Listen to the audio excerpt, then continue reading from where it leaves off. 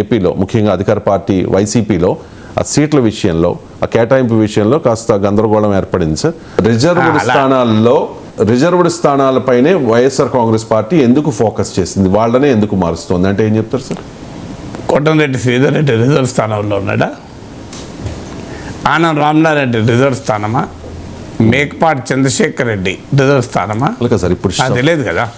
ఇవన్నీ కూడా ఈ స్థానాల్లో కూడా మార్పులు జరుగుతున్నాయి కదా. వాళ్ళు వెళ్ళిపోయింది అక్కడి నుంచి, వాళ్ళ టికెట్లతో వాళ్ళు వెళ్ళిపోయే వల్ల మీకు ఉండవల్లి శ్రీదేవి రిజర్వ్ స్థానం ఒప్పుకుంటాను. ఇవన్నీ రిజర్వ్ స్థానం కాదు కదా.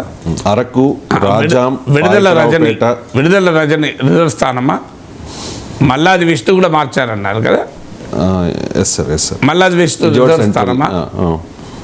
చెప్పండి. అంటే ఎక్కువగా అరకు, రాజాం, పాయకరావుపేట, పి గన్నవరం, పోలవరం, ఎర్రగొండపాలెం, పాడేరు అంటే అరకు మొత్తం మెజారిటీ స్థానాలు కాదు కదా. అంటే వాళ్ళకు ఒక రాంగ్ నోషన్స్, మీడియా కూడా పార్టిజాన్ అయిపోయాక, ఏదో ఒక పార్టీకి అయ్యాక ప్రతిదాన్ని తమకు అనుకూలంగా ప్రజెంట్ చేసుకుంటుంటారు. అది టీడీపీ కానీ వైసీపీ కానీ. అందువల్ల రిజర్వ్డ్ స్థానాలలోనే మారుస్తున్నారు, ఇతర చోట్ల మార్చడం లేదు అంటే ఇప్పుడు నేను చెప్పిన ఉదాహరణలన్నీ వస్తాయి. వీళ్ళందరినీ మరి మార్చాలి కదా, మార్చారా? వీళ్ళందరినీ మారుస్తున్నారా? సో అందువల్ల ఆ థియరీ, ఆ రకమైన కంక్లూజన్ మనం చేయలేము. కానీ డెఫినెట్గా రిజర్వ్ స్థానాల్లో కూడా గణనీయంగా మారుస్తున్నారు, అంతవరకు నిజం. కానీ రిజర్వ్ స్థానాలలోనే మారుస్తున్నారు, మిగతా చోట ఎక్కడా మార్చడం లేదు అంటే అది కరెక్ట్ కాదు. సో ఎందుకు మరి రిజర్వ్ స్థానాల్లో అంటే నీకు కంపారిటివ్లీ అనేక ఫ్యాక్టర్స్ ఉండొచ్చు. ఒక ఫ్యాక్టర్ ఏంటంటే రిజర్వ్ స్థానాల్లో జరిగే పరిణామం ఏమవుతుంది అంటే, అది రిజర్వ్ కనుక ఆ పార్టీకి ఒక నాయకుడు అఫీషియల్గా ఎమ్మెల్యే ఒకరు ఉంటారు, కానీ ఆ ఏరియాలో నాయకుడు ఇంకొకరు ఉంటారు. సో వారిద్దరి మధ్య పడకపోవడం ఉంటుంది. ఇతర సామాజిక వర్గాల వారు సరిగా స్పందించకపోవడం ఉంటుంది. ఇక్కడ రిజర్వ్డ్ సీట్ అయినా కూడా ఓటర్లంతా రిజర్వ్డ్ ఓటర్లు కాదు, మా ఓటర్లు డిఫరెంట్ కాస్ట్లో కమ్యూనిటీస్ ఉంటాయి. సో వారు వ్యతిరేకంగా ఉండే అవకాశాలు ఉండొచ్చు. లేదు వారికి ఎక్స్పెక్టేషన్ తగినట్టుగా, అంటే సమాజంలో వివిధ వర్గాల ప్రజలు వారి ఎక్స్పెక్టేషన్ తగినట్టుగా ఈ ఎమ్మెల్యేల పర్ఫార్మెన్స్ ఉండకపోవచ్చు.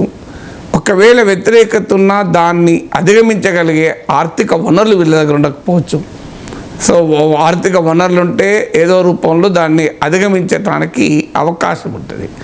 సో వారికి పొలిటికల్ క్లౌడ్ తక్కువగా ఉండడం వల్ల ఆ ప్రాంతంలో అభివృద్ధి కూడా ఎఫెక్ట్ అయ్యే అవకాశం కూడా ఉండొచ్చు. ఇలా ఒక్క రీజన్ చెప్పలేము, ఏ రీజన్ వల్ల జరుగుతుంది అని. ఇంకొక పాయింట్ ఏంటంటే, ఎప్పుడు కూడా కంపారిటివ్లీ రిజర్వ్ సీట్ల కన్నా అన్రిజర్వ్ సీట్లలో లీడర్షిప్ చాలా బలంగా ఉంటుంది. ఎందుకంటే సమాజంలో ఉన్నటువంటి పరిస్థితి, కొన్ని చోట్ల రిజర్వ్ సీట్లలో కూడా బలమైన నాయకత్వం ఉంటుంది, కానీ కంపారిటివ్లీ నాన్ రిజర్వ్ సీట్స్లో పార్టీలకు బలమైన నాయకత్వం ఉంటుంది. సో ఈ బలమైన నాయకత్వం ఉన్నప్పుడు మార్పు చేయడం కూడా అంత సులభం కాదు, దానివల్ల జరగబోయే నష్టం ఉంటుంది. ఇప్పుడు మీరు మంగళగిరిలో కూడా మార్చారు, అది కూడా రిజర్వ్ కాదు, ఆళ్ళ రామకృష్ణారెడ్డి. సో రిజర్వ్ సీట్లలోనే మారిస్తే డెఫినెట్గా మనం కౌంటర్ చేయొచ్చు. ఇప్పుడు మంగళగిరి నుంచి నేను నెల్లూరు దాకా చెప్పాను మీకు ఉదాహరణలు, ఇవేవీ రిజర్వ్ కాదు.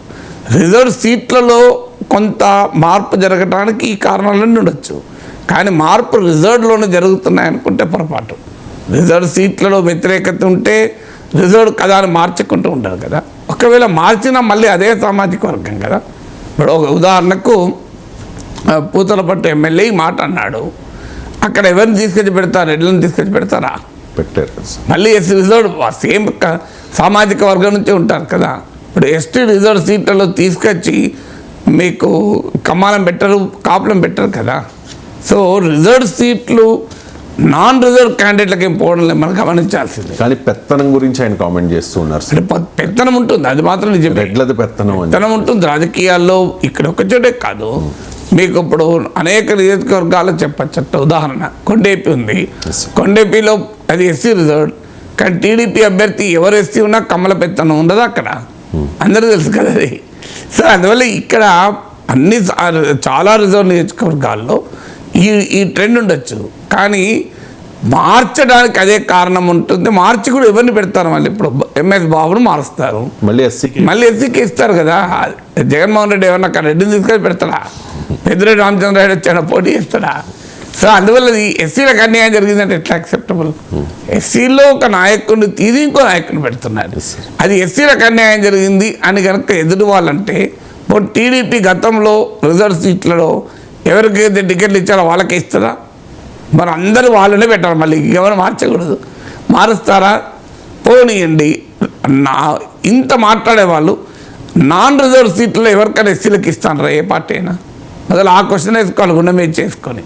ఇప్పుడు టీడీపీ కానీ వైసీపీ కానీ ఏవైనా రిజర్వ్డ్ కాన్స్టిట్యూషనల్గా చేయడం వల్ల మీరు ఆ వర్గాలకు ఇస్తున్నారు. నిజాయితీగా చెప్పండి, నాన్ రిజర్వ్ సీట్లలో ఇస్తారా? ఎక్కడ ఎన్ని సీట్లలో ఇచ్చారు చెప్పండి నాకు. అందువల్ల ఇది ఒకరికొకరు వాడుకోవడమే తప్ప రియాలిటీ ఏంటంటే ఎక్కడైతే వ్యతిరేకత స్థానిక ఎమ్మెల్యేల పట్ల ఉందో అక్కడ మార్చాలి అనేటువంటి విధానాన్ని వాళ్ళు తీసుకున్నారు. తెలంగాణలో మార్చకపోతే కేసీఆర్ ఓడిపోయాడని అందరం అన్నాం. అందువల్ల జగన్ ఓడిపోవాలని కోరుకున్న వాళ్ళు మార్చొద్దని అంటారు కదా. మార్చడాన్ని అంగీకరించలేరు, సహించలేరు.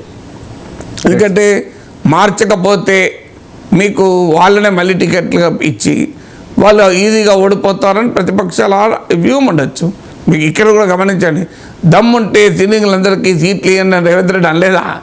ఎందుకన్నా రేవంత్ రెడ్డి అమాయకంగా అనలేదు. రేవంత్ రెడ్డి ఆయనకు తెలుసు, వాళ్ళకు రిపోర్ట్లు ఉన్నాయి, సిట్టింగ్ ఎమ్మెల్యేల పైన బాగా వ్యతిరేకత ఉంది, వాళ్ళకే టికెట్లు ఇస్తే ఓడిపోతారు.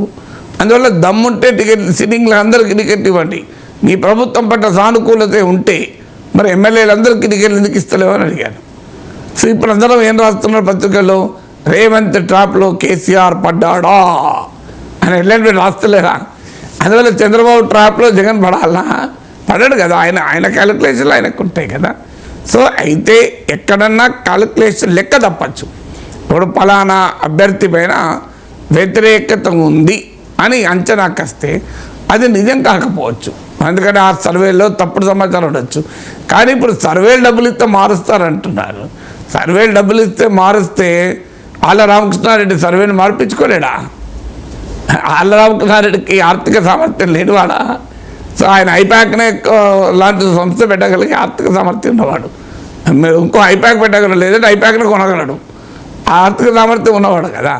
అందువల్ల ఐప్యాక్ ఇంట్రెస్ట్లు ఐప్యాక్ ఉంటాయి కదా. డబ్బులు తీసుకొని అందరు సర్వేలు మారుస్తే రేపు జగన్మోహన్ రెడ్డి ఓడిపోతే ఐప్యాక్ ఇవ్వడానికి కాంట్రాక్ట్ ఇస్తారు. ఆ దేశంలో ఏదన్నా ఒకటి రెండు చోట్ల ఎక్కడైనా జరిగితే జరగవచ్చేమో, కాదని అనలేదు. ఇక్కడ ఐప్యాక్లు ఉండేటోడైనా ఏ ప్యాక్లు ఉండేటోడైనా మనుషులే కదా. మనుషులు మేనేజ్ చేయడం అసాధ్యం ఏం కాదు కదా. కానీ ఒక్క ఐప్యాక్ సర్వే పైన ఆధారపడి జగన్ ఎమ్మెల్యేలు మారుస్తున్నాడని కూడా అది నిజం కాదు. నాకే తెలిసిన వాళ్ళు చాలామంది ఉన్నారు. అన్ని పార్టీలలో ఒక్కరే ఉండరు. టీడీపీలో ఒక్కరే సర్వే చేస్తారా? టీడీపీలో సర్వే చేసే వాళ్ళు 3 ఉంటారు, వైసీపీలో సర్వే చేసే వాళ్ళు 3 ఉంటారు. ప్రతి రాజకీయ పార్టీ 3-4తో సర్వేలు చేయించుకుంటుంది. ఈవెన్ టీడీపీ కూడా ఇప్పుడు ఆ సంస్థ ఉన్నది కదా, మీకు ఆ సంస్థ మీద ఆధారపడి ఉంటుందా? ఇంపాసిబుల్. మీకు ఇప్పుడు ప్రశాంత్ కిషోరే టీడీపీ వైపు వస్తున్నాడు. Prashant Kishor show time consulting ఈ ఒక్క సంస్థ చేసే సర్వేలపైనే రాబిన్ శర్మ పైన చంద్రబాబు నాయుడు ఆధారపడతారా? అస్సలే పడాడు. సో అదొక ఇన్పుట్ మాత్రమే.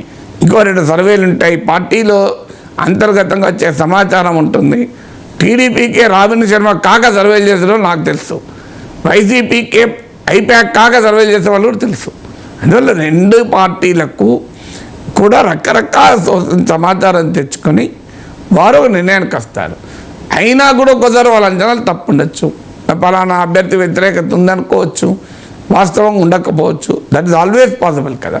కొన్నిసార్లు వ్యతిరేకత ఉండాల్సిన అవసరం లేదు, ఇంకో వ్యక్తి పైన అనుకూలత ఉందనుకో, అప్పుడు కూడా మార్చేటువంటి అవకాశం ఉంటుంది. అందువల్ల మార్పుకు చాలా కారణాలు ఉంటాయి కదా.